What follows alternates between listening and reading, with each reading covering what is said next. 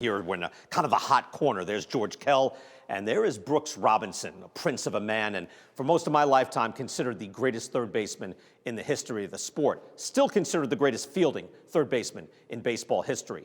Third base is still the least represented position in the Baseball Hall of Fame. Only 17 third basemen have plaques in this gallery out of 270. Scott Rolen, while he was playing, was compared defensively to Brooks Robinson.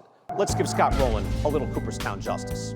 Scott Rolen is on the ballot for the 6th year. He debuted at just over 10% of the vote, but he's made steady gains each year and was at a solid 63% last year. Induction is at 75%.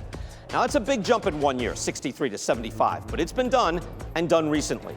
Larry Walker went from 54% to 76%, but that was year 9 to year 10, a final year surge. Mike Mussina, though, was at the same point as Rolen, year 5 going into year 6, and he jumped from 63.5 to just over 76%. Vladimir Guerrero went from 71 to 92% from year 1 to year 2. Tim Raines went from just under 70% to 86%, but again, that was a final year push. So it is Mike Mussina that's most comparable. And like Mussina, Rolen's case is nuanced. It's not as obvious, but I think it's pretty clear once you dig in a little bit.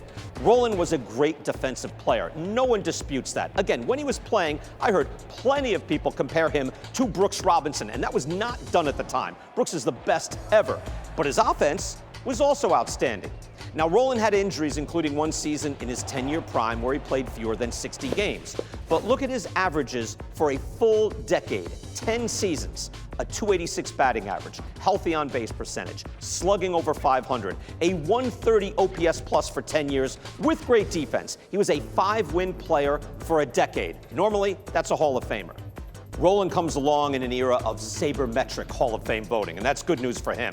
It wasn't long ago writers would look at his home run totals, 316, and say that's not good enough. It's not Eddie Matthews, not 500 home runs. These days, though, writers are looking at his WAR, and his career WAR is over 70. And most players who have a 70 WAR get into the Hall of Fame.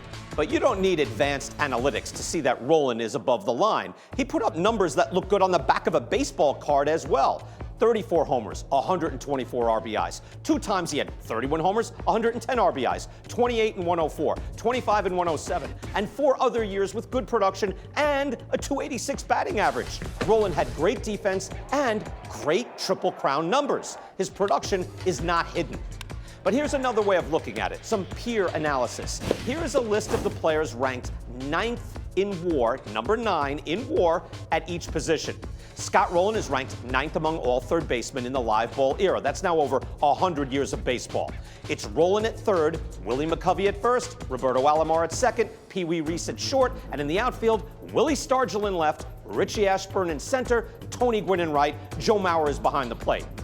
All these guys are in the Hall of Fame. 2 went in with the Veterans Committee, but all are in except for Rolen, who's on the ballot, and Mauer, who gets on the ballot next year. I think that makes a pretty good case. If you're 9th in WAR at your position, you are an all-time great. Rolen is an excellent Hall of Fame company.